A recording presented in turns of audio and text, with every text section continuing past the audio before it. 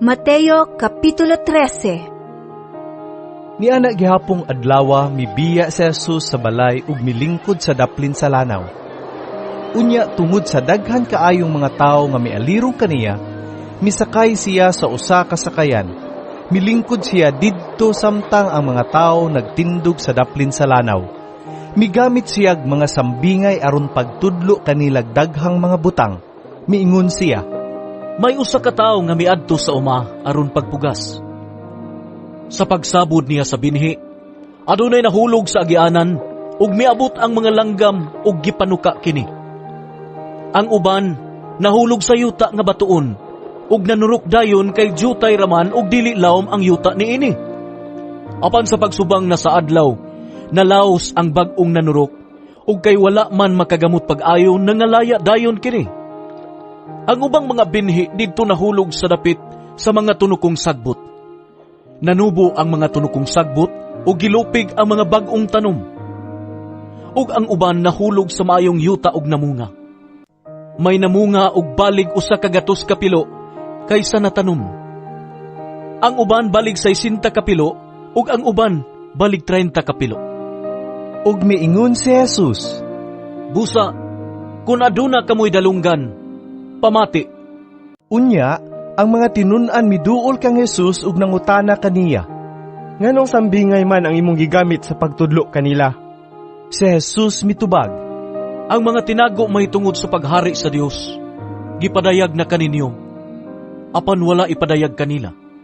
Kay ang aduna nay iya, dugangan pahinuon, aron maiya ang labaw sa iyang gikinahanglan. Apan sa tao nga walay nahut, bisan ang gamay nga naa kaniya, kuhaon pagyud. Nagamit ako og mga sambingay sa akong pagtudlo kanila, kay nagtan-aw sila apan dili makakita, ug namati apan dili makadungog ug dili makasabot. Busa, natuman ang panagna ni Isaias, nakakita kamo og nakadungog apan nagpakabuta-bungo lang kamo. Kay kining mga tawhana gahig ulo, gisampungan nila ang ilang mga dalunggan o gipiyong ang ilang mga mata, kay dili sila buot makakita ug dili buot makadungog, kay tingali uniyag makasabot sila ug mubalik kanako, ug sila akong ayuhon, nag-ingon ang Dios. Apan kamo, pagkabulahan ninyo, kay makakita ang inyong mga mata ug makadungog ang inyong mga dalunggan. Sultihan ko kamo sa tinuod, daghang mga propeta ug daghang mga tao sa Dios nga buot gayud unta mo tan-aw sa inyong nakita, apan wala sila makakita, ug gusto untang mamati sa inyong nadungog, apan wala sila makabati. Busa, pamati kamo ug sabtan ninyo ang kahulugan sa sambingay mahitungod sa magpupugas. Kadtong nakadungog sa mensahe mahitungod sa gingharian, apan wala makasabot niini, adtuon sa yawa ug sakmiton gikan kaniya ang mga binhi nga napugas diha sa iyang kasing-kasing. Sama niini ang binhi nga nahulog didto sa agianan. Ang binhi nga nahulog sa yutang batuon, sama sa mga tao nga malipayong midawat sa mensahe sa pagkadungog nila niini. Apan wala kini makagamot diha kanila, busa dili sila mulahutay. Sa pag-abot sa mga kalisdanan ug mga paglutos tungod sa mensahe, mubiya dayon sila. Ug ang binhi nga nahulog sa dapit sa mga tunukon nga sagbot, sama sa mga tao nga nakadungog sa mensahe, apan ang mga kabalaka bahin ining kinabuhia ug ang gugma alang sa mga bahandi, mipatigbabaw kay sa mensahe ug dili sila makabunga. Ug ang binhi nga napugas didto sa mayong yuta, sama sa mga tao nga nakadungog ug nakasabot sa mensahe, mamunga sila tag-usa ka gatos. Ang uban tagkan-uman, ug ang uban tagkatluan." Unya misugilon si Jesus kanilag laing sambingay, Ang paghari sa Dios nahisama sa usa ka tawo nga nagpugas og mayong binhi didto sa iyang uma. Usa ni ana kagabi, samtang nangatulog ang tanan, usa ka kaaway ang miadto ug misabot og liso sa mga sagbot, sagol sa trigo ug unya mibiya. Sa nakatubo na ang mga tanom ug misugod na pagbuswak ang mga uhay, diha pa mailhi ang mga sagbot. Ang mga sulugoon sa tag-iya miduol kaniya og miingon, "Sir, maayo man unta ang binhi nga imong gipugas, apan diin man gikan ang mga sagbot. Siya mitubag, usa ka kaaway ang naghimo niini. Sila nangutana kaniya, gusto ka bang mangadto kami ug pangibto namo ang mga sagbot? Siya mitubag, ayaw. Kay sa inyo unyang pag-ibot sa mga sagbot, basig maapil og kaibot ang trigo. Pasag din ninyo nga ang trigo ug ang mga sagbot magdungag tubo hangtod sa ting-ani. Kay ingnon kuraon niya ang mga ting-ani. Ibta ninyo pag-una ang mga sagbot, bugkusa kini ug ilabay ngadto sa kalayo. Apan tiguma ang trigo ug hipusa didto sa akong kamalig. Unya misugilon si Jesus kanilag laing sambingay. Ang paghari sa Dios sama sa liso sa mustasa nga gikuha sa usa ka tawo ug gipugas didto sa iyang uma. Mao kini ang kinagamyan sa tanang liso. Apan sa pagtubo na niini, nahimo kini nga labing dako sa tanang tanom. Nahimo kining kahoy ug nanugdon ang mga langgam niini ug nagsalag sa iyang mga sanga. Si Jesus misugilo na usab kanila og laing sambingay. Ang paghari sa Dios sama niini. Gikuha sa usa ka babae ang ipapatubo sa pan ug gisagol sa balig tulo ka takos nga harina hangtod mitubo ang tibuok minasa. Si Jesus migamit og mga sambingay aron pagsugilo niining mga butanga ngadto sa mga tawo. Wala siya'y gisulti kanilag bisag unsa nga dili pinaagig sambingay. Gihimo niya kini aron matuman ang giingon sa propeta. Mugamit akog mga sambingay sa akong pagpakigsulti kanila. Suginlan ko silag mga butang nga wala pa hibalui, sukad mabuhat ang kalibutan. Unya mibiya si Jesus sa mga tao ug misulod sa balay. Ang iyang mga tinun-an miduol kaniya ug miingon, pasabta kami sa kahulugan sa sambingay mahitungod sa mga sagbot sa uma. Si Jesus mitubag, ang nagpugas sa mayong binhi mao ang anak sa tao.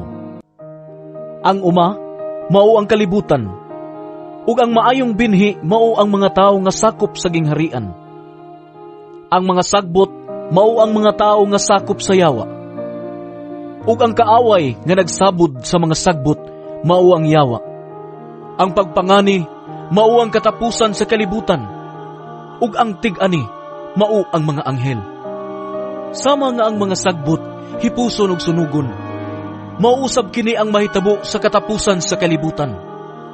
Ipadalaon niya sa anak sa tao ang iyang mga anghel, hipuson nila gikan sa iyang gingharian ang tanan nga mao'y nakaangin sa mga tao sa pagpakasala.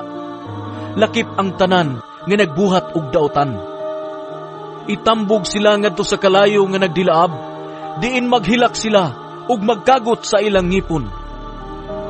Unya, ang katawhan sa Dios mudanag sama sa adlaw didto sa gingharian sa ilang amahan. Busa, kung may dalunggan kamo, pamati. Ang paghari sa Dios sama sa usa ka bahandi nga gilubong didto sa usa ka uma. Hikalutan kini sa usa ka tawo, apan iya kining gitabunan pag-usap. Hilabihan niyang lipaya ug tungod niini, milakaw siya ug iyang gibaligya ang tanan niyang katigayunan, ug unya mibalik siya ug iyang gipalit ang uma. Ang paghari sa Dios sama usab sa usa ka negosyante nga nangitag maanindot nga mga perlas. Sa dihang nakakaplag siya usa ka perlas nga may talagsaong kaanindot, milakaw siya ug gibaligya ang tanan niyang katigayunan, ug unya gipalit niya ang perlas. Ang paghari sa Dios sama usab sa kabaling nga gitaktak didto sa dagat ug nakakuha sa tanang matang sa isda.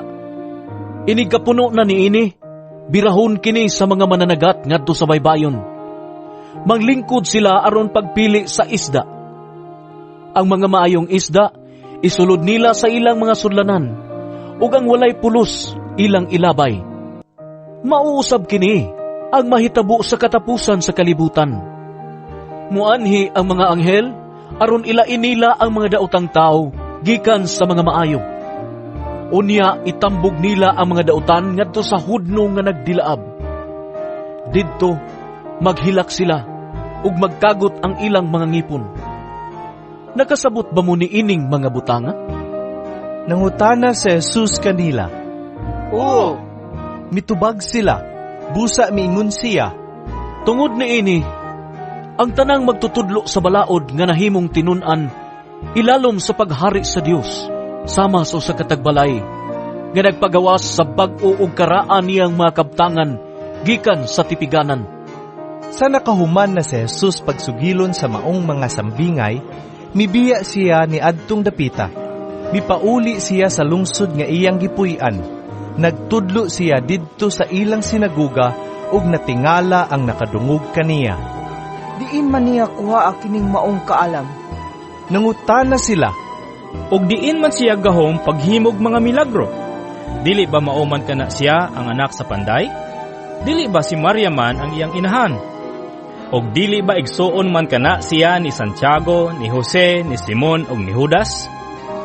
Dili ba niya man dinhi magpuyo ang tanan niyang mga igsuong babae?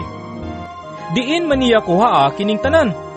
Tungod niini, gisalikway nila siya ug miingon si Jesus kanila. Ang usa ka propeta, tinahod bisan diin, gawas lang sa lungsod nga iyang gipuy-an, ug sa iyang kaugalingong panimalay. Busa, wala siya mohimog daghang milagro didto, kay wala man sila'y pagtuo.